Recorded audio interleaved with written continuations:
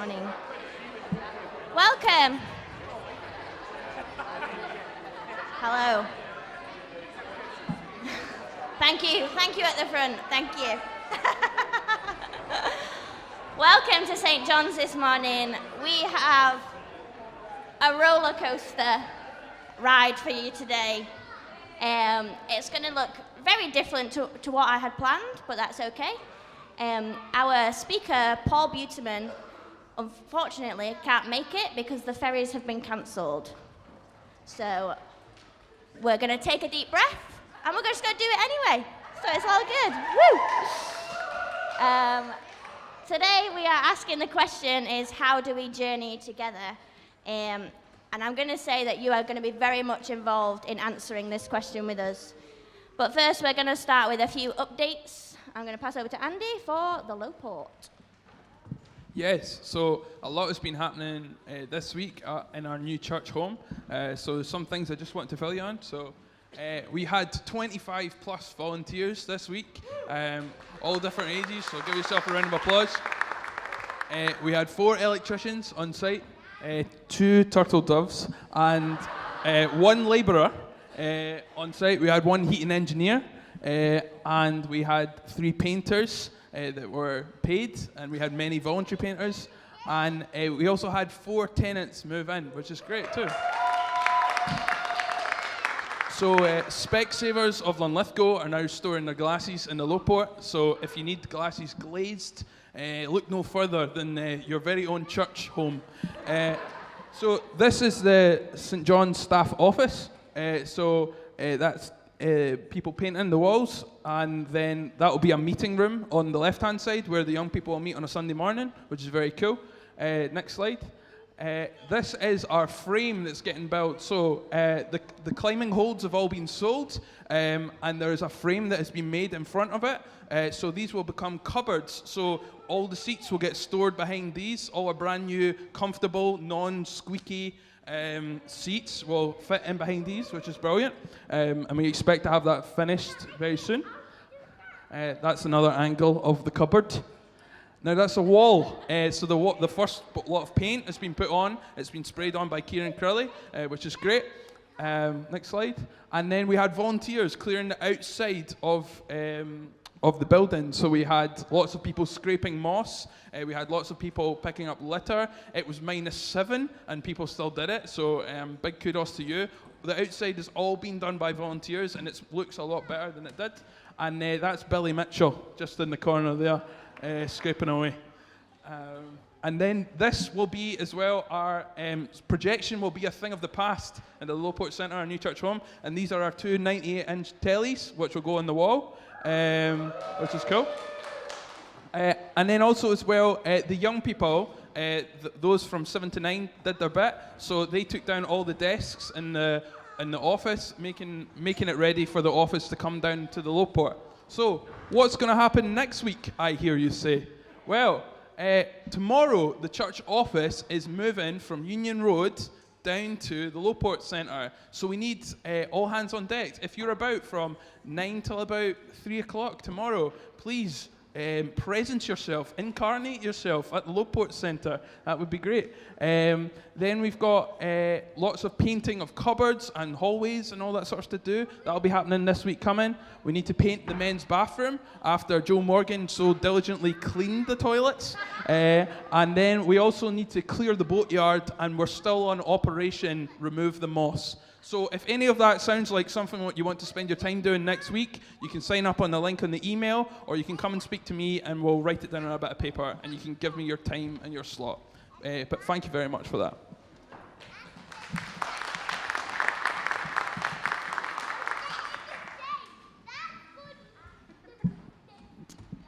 You may have on your seats a reading plan, and there's going to be a video that explains what this is, and then we'll go from there.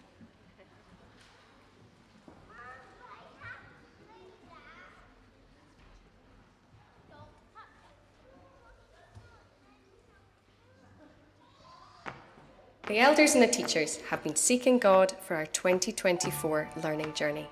And after lots of listening and confirmation, we've reached our starting point, a bit like a departure station. Our learning journey will be a kind of storyline of Jesus' words using the Gospel of John and a bit of Matthew, a bit like railway tracks. Jesus said that anyone who listens to my teaching and follows it is wise, like a person who builds a house on solid rock. Though the rain comes in torrents and the floodwaters rise, and the winds beat against that house, it won't collapse because it's built on bedrock. There will be Bible verses to read before each Sunday, and kids, younger and older folk will all follow the same reading journey, each group looking for what God is wanting to teach them through it. Every Monday, the reading will be posted on our family Facebook group, and there will be a shared document with all the info. As we travel along, we'll sometimes stop, get off and explore a topic that's been raised in our reading, using sermon series and learning streams. In between stops, there will be journey services, prayerful, creative, with shorter talks, services that we hope you will find really helpful. There will also be times all ages are on the train together, or we get off the train and go for a picnic. We start on the 22nd of January with John chapter 1. All aboard!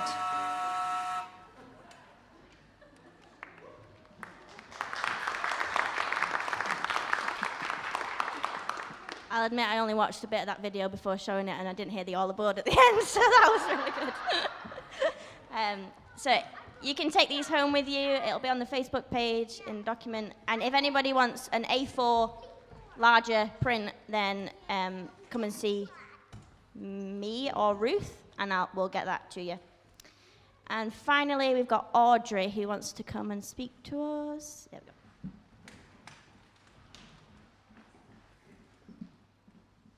This is a special week in the church calendar in the Northern Hemisphere, between the 18th and 25th every year, so it changes as to which days it is the week for prayer for Christian unity. And as part of that, there are usually opportunities to gather together the body of Christ in a particular area. And that for Linlithgow will happen this evening at St. Michael's Church of Scotland. At 6:30 there is a joint service there. A shout out to Jackie Price, who is our rep for churches together in this area, and we really appreciate what you do, Jackie. And we know that you would love if there was someone else who would be part of that with you. So if you are the kind of person who has a heart for the body of Christ in an area, and you think you've got a little bit of time that you could give, and it's not a lot of time over a year, have a word with Jackie afterwards, and you may get someone alongside you there. So thank you. Tonight, 6:30, St. Michael's, Church of Scotland.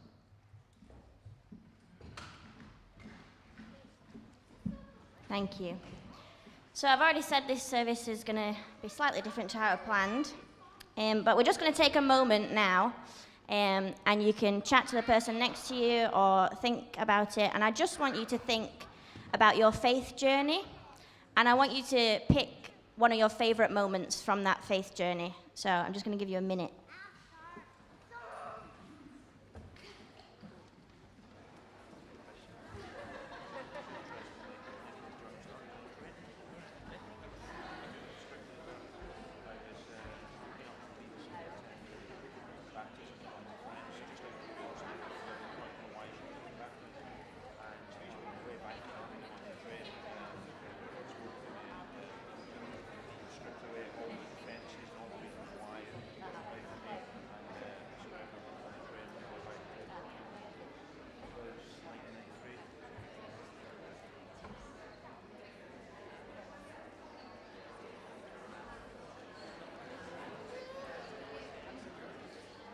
Ten more seconds.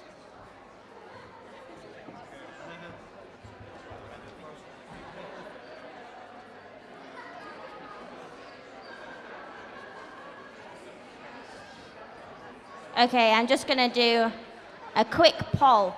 So you don't have to share it anymore. Hands up if the memory that you've shared or thought of today, you were in between the age of 0 and 18. Wonderful. Hands up if this memory includes being at a children's or youth camp, whether as a child or a youth, or helping out. And finally, hands up if there is another person involved in that memory who is of the age 0 to 18. Okay, that's interesting. Okay, so you might have seen a running theme in those questions.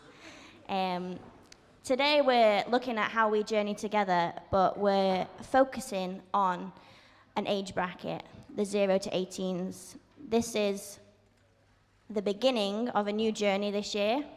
There is going to be a lot of change, and we think that this is an opportunity to review, to look, to cipher what we want to take on this journey with us and leave behind anything that isn't needed. And as the elders and the staff team, we think that part of this work is looking at the 0 to 18s. Yeah, I think I had it all written down. It was all in my head. I'm off. But I do want to make clear that whilst there is a focus on this age group, and I hope that by the end of this service, we'll all understand that everybody is included in this. We should all be invested in this age group. We should all be helping out, whether it's supporting the children, supporting the families, all of the above. So that's what we're going to be looking at. And this is the point where I would introduce Paul Buterman, who's been helping us look at all this stuff. So just imagine a very tall guy there. Many people have said, "Oh, I know Paul," so you'll just have to go with that today. So this is what's going to happen. I'm going to invite some of our team up that are working on this project. We're going to share some of our early thoughts on this. It is definitely the start of a journey. We don't have all the answers. We have lots of questions for you. We want everyone to be involved. And then we're going to have our worship team come up. And then we're going to go through to this room where there's some activities to take part in, or we're going to stay in here. But essentially, we're going to have 20 more minutes in here, and then it's going to be more of a social, and we'll provide lunch and things as well. But first, I want to do the all-age prayer, because that is a standard in our all-age service. There we go. So if you want to stand while we say,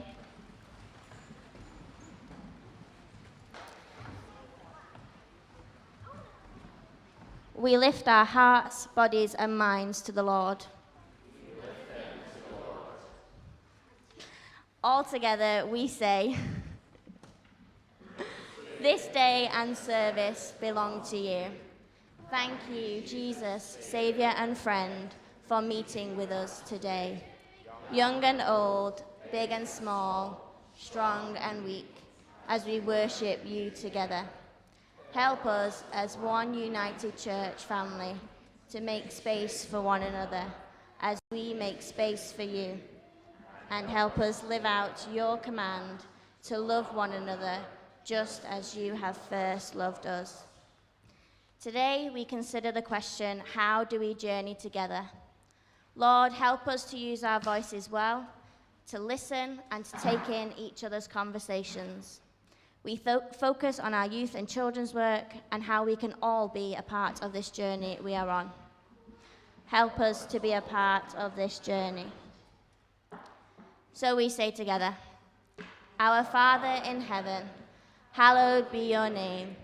Your kingdom come, your will be done, on earth as in heaven. Give us today our daily bread. Forgive us our sins, as we forgive those who sin against us. Lead us not into temptation, but deliver us from evil. For the kingdom, the power, and the glory are yours, now and forever. Amen. Take your seats. So I'm going to get Stuart, Catherine, Brianna, and Russell up. And we're just going to share our thoughts that we've had at the start of this process. If you could listen, and then that will help you in the different rooms. And I will kick us off. So there should be a slide that says connecting together. There we go.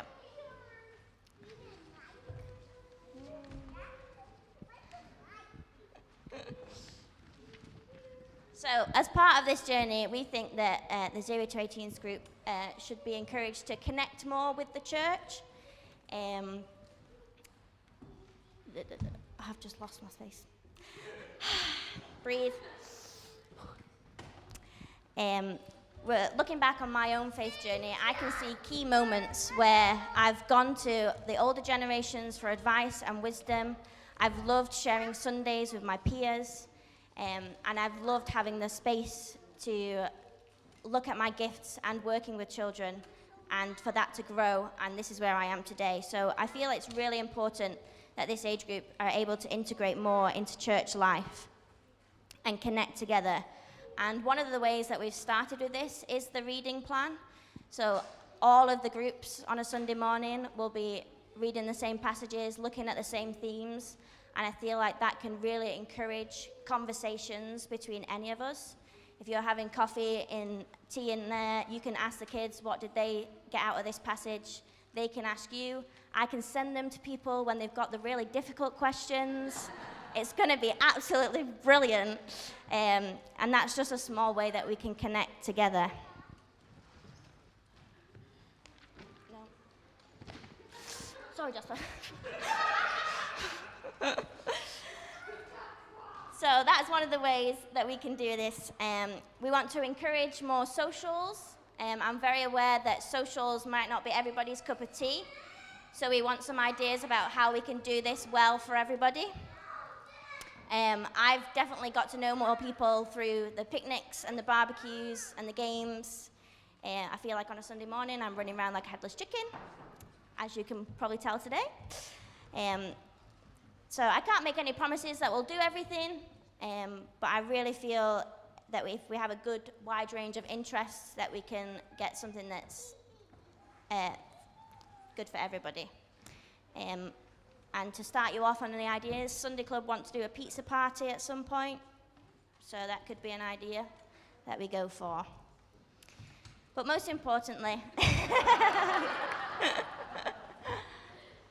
I want to show our children and young people faith in action. I want them to see us in the service, living out our faith. I want them to see us living out our faith in the world, serving our community together, and just being together and connecting. And I think this is just a really important, that what we hear on Sunday morning is then translated into the real world.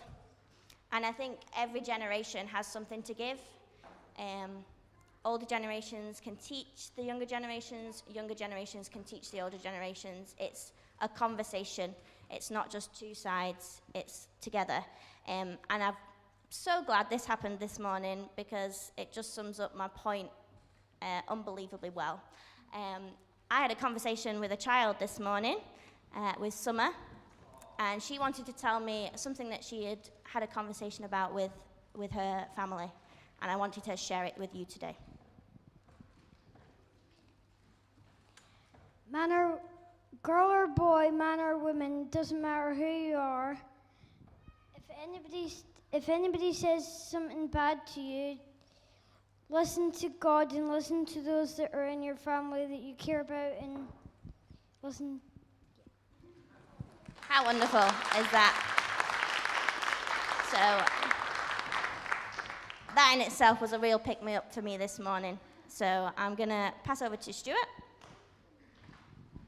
Thank you. Good morning. I think we all just need to give a big hand to Briony this morning. She is a star. For those that have done any Strength Finder training, the number one for Briony is adaptability. And I'm just glad and I thank God that you're adaptable. So I was talking last week a little bit about vision and values of the church, and over the last 5 years we've been talking a lot about the values of the church, about what it looks like to pursue God's will together, to discern what God's asking for the church, for us how to follow him, what that looks like. We've talked a lot as well about what it means to have a culture of honor, to really treat each other well, to treat each other the way God would have us. And the last one is like everybody gets to play, which is what I've been asked just to talk just a little bit about, and Briony has already mentioned. We want this church to be a place where everybody feels that they have a part to play, and everybody completely feels that they are welcome. And my genesis of this for me was when Heather Briony, who had 5 kids, talked about some of the times she had, it was troubling to her that she came to church and her family went in lots of different directions, and they kind of learnt their spiritual direction with their age group. And we've been on this like all-age journey for quite a while now. What does it look like for us to learn together? What does it look like for us to prioritize what young people are saying to us as much as what we're saying to young people? And Paul Buteman, even though he's not here this morning, has been a really big part of this journey, and we're still learning what that looks like. And I just got like a couple of stories about this in practice, and I haven't asked permission to either of these people to share these stories, which is bad. But in the spirit of adaptability, these 2 stories are, number one, Alan, when you retired from the police, you got really involved in the youth work, and it's been a massive journey for you, and you've learned so much from these young people, but you were also able to contribute a lot to them as well, and you're affectionately known by all these kids as Uncle Alan. This is going back for generations, and that's just an example of someone in our church family who didn't think that they were qualified to do it, but just followed the leads of what God was saying. And the other is my father-in-law, Peter, who is 84 and mentors an 8-year-old up in Bridgend and spends time through LYPP volunteering his time. And I ask forgiveness to both of these people for not asking permission, but that's the sort of thing that we're talking about. And I'm going to stop now because I was given 2 minutes, and I've definitely taken more than that. So everybody gets to play. Okay, so one of the things I was tasked with this was talking to Sunday Club and getting their feedback, talking to young people who are now adults who grew up through St. John's, and talking to some volunteers. We have a wide-ranging group of young people who are incredibly diverse, all have different interests. So when you ask them for their feedback, this is the result. So, more time in Sunday Club. Less time in Sunday Club. Outside time, inside only. Reading and stories, no reading and boring stories. Crafts, no crafts, we hate them. Exciting games, quiet and calm games. Minecraft all the time. I hate Minecraft.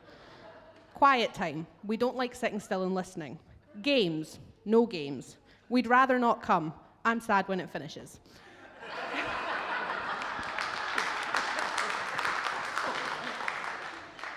Those are about half of the contradictions that were in the feedback. So you can see the struggle we have with trying to make everyone happy and make it so that it works for everyone, because everyone wants different things, but we're all trying our best. I also spoke to 12 adults who grew up through St. John's Youth, and this is a little sum up of kind of the pros and cons that they brought out. So positives, community and connection. So strong friendships were built across the generations. The name that came up the most was Uncle Alan. Name dropped 6 times out of the 12 feedback. Very good. Family-friendly environment. So there were opportunities for families to be involved and lots to do for all ages. Learning and fun. So Soul Survivor and our Growth were both talked about a lot, about times where they learnt a lot, but it was also really fun. Safe place for discussion. Concerns were addressed and support was provided.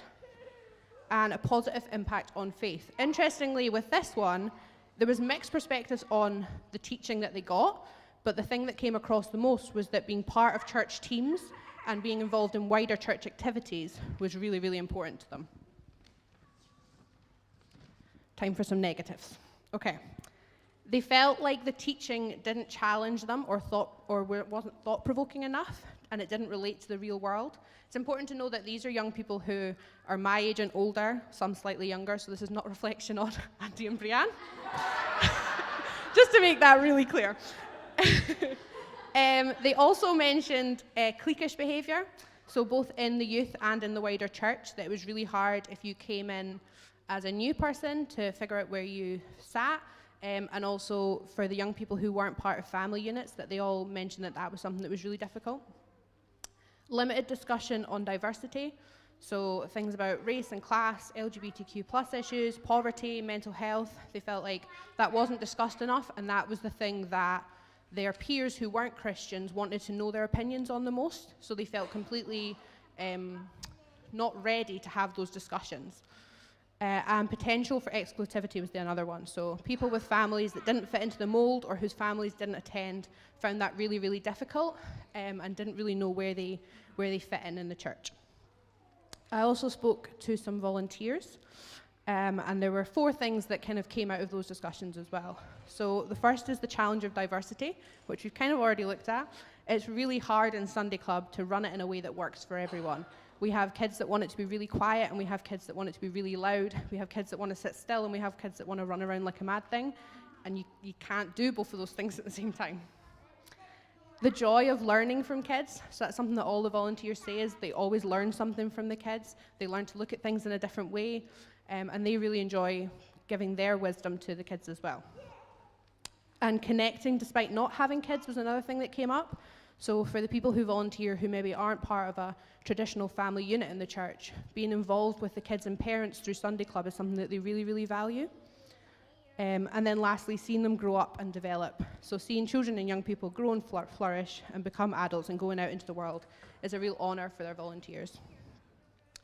Children and young people need to be supported and included, not for their parents' sake alone, but because they have meaningful contributions to make to the church and also to the wider world.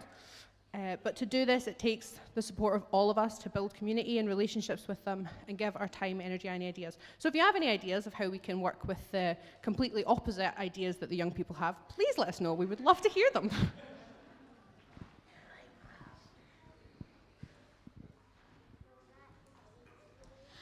So our section was about both strengthening links with the community and integrating youth and kids into church life. So we're going to start with the strengthening links with the community. The first thing was that I work with both St John's Youth and for LYPP, as does Russell. And I personally would like to see more integration between the two of those. The reasons behind that are, I think it would make me less concerned that we're living in our own wee Christian bubble. But also it's an opportunity to show St John's as being involved in an important part of the community with young people as well as with adults. Do you want to talk about what that has looked like in the past? Yeah, I must say I'm actually slightly glad that Paul's not here, because we were given 2-3 minutes and I looked at what Brianne had prepared and I'm like, I'm going to say nothing. So I actually I'm quite happy having a bit longer and being able to take our time. Sorry, Paul, I hope you're okay. Yeah, a lot of what we're talking about is obviously not necessarily anything new. You know, we have always looked at ways that we can integrate with the community, always looked at ways that, especially within the youth work, when I came to Linlithgow to work for St Michael's, I remember saying in my interview that one of the big appeals of that job was the fact that there were other churches doing youth work in the town, and that I would get to work with other churches and other people and other youth workers together to try and support and benefit the young people of this town. And LYPP was largely set up by a couple of the churches, and now I get the joy of working for them and being an elder at St John's and having lots of friends at St Michael's.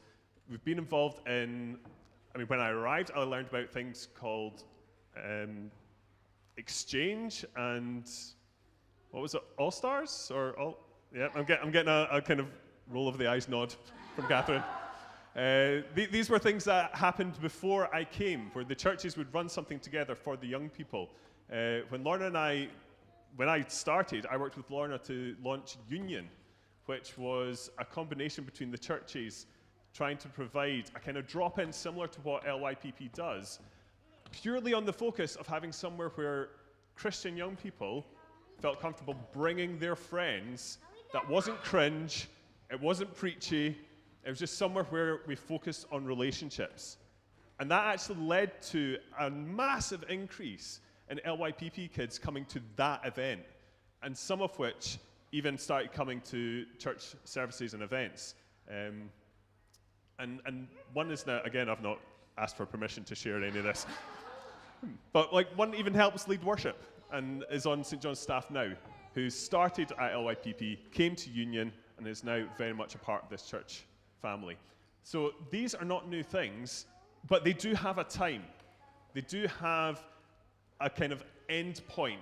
Union ran its course, and it was fantastic when it was running, and we really want to value what it did, but we need new things. There are changes, the needs are changing within the community, within young people, and we need to be able to keep up with that in order to best serve them. So we need ideas for how to do that too. What we're doing about that now, because it is somewhat happening now, is that we currently, in the last 6 months, have had a couple of kids from LYPP start coming along to St. John's midweek clubs, which has been really great, and I've really valued their presence there. And they also came along to our Arbroath weekend away. A couple of St. John's youth have popped into the lounge at LYPP recently, which has been lovely to see them. It feels like a total clash between worlds for me, but I love seeing it. We're currently planning a St. John's Youth LYPP event that hopefully we'll get a good amount of both groups coming along to, and they can get to know each other a bit more. And I'm also planning on promoting the LYPP summer programme to our St. John's youth as well, in the hope that there'll be a bit more integration there. How can this link to the Lowport Centre? Well, we need your ideas, obviously, always. I have had a sort of vague think about this for coming along today, and my example idea was that every Friday after school, LYPP Lounge is on, and they offer free toasties for young people after school every Friday. And I don't know if you guys remember, it was a while ago now, I did a sermon on poverty, and how important having food available can be. But that's something that's been running around my head when I was thinking about this. Not necessarily to like compete with the Friday Lounge, because that's not what it's about, but perhaps something similar, another meal available, a weekend thing. I don't know, I haven't thought it all the way through, but just any idea would be great to hear. So yeah, we just want your thoughts on how we can strengthen links with the community, with Lowport, with young people, with kids. There was going to be opportunities for you to share them in the next room. I don't know if that's still available during lunch, if that's the plan. Yes, so there will be an opportunity for you to write stuff down next door. Do you want to add anything to that before I move on? It's not important, but I was actually, Brianne sent me her notes, and I was really encouraged from an LYPP perspective when she highlighted about the toasties, because when we started doing it, it was the suggestion of a young person who said, why, like we used to do a Foodie Friday thing to try and develop their skills within the kitchen and their confidence within the kitchen, but someone said, can we not just do toasties? So that's what we did. And it's something I've never kind of really, I knew the theory was there that if someone was hungry, then we would have the ability to feed them. But actually, when I saw that comment, I thought, I am so glad that I do not know how many hungry young people are being fed at Lounge, because it just means that everyone is treated equally, and that nobody is highlighted for being particularly hungry, particularly poor, anything like that. We just love young people. And I love the fact that that kind of stood out to someone, because that was such an encouragement for me. So integrating youth and kids into church life. Something I've been thinking about a lot recently is where to pitch the teaching, especially if we start having kids from the community with no church background turning up to church or youth events. And it's been a particularly interesting dynamic for me in the last 6 months with the midweek clubs. There's also kind of links to how we can better support neurodiverse children and young people and adults in church, because none of it is a one-size-fits-all situation. And I am betting there are people in here that are more experienced than me and know a lot more about this than me, and your ideas and your thoughts on it would be extremely valuable. I've had some chats with different teams, and we would love to give kids and young people an opportunity to be part of the all-age services in a bigger way. So like leading worship, or being on welcome, or being on the teas and coffees, or and like even maybe speaking, because they will have something to share. It's just something that admittedly I've just not had the time to actually implement, to be honest. But it's something that I would love to see, because I think it would be really cool. The young people could have something that they want to share with the adults. And something that I love seeing is Daniel helping you put the words up on the screen.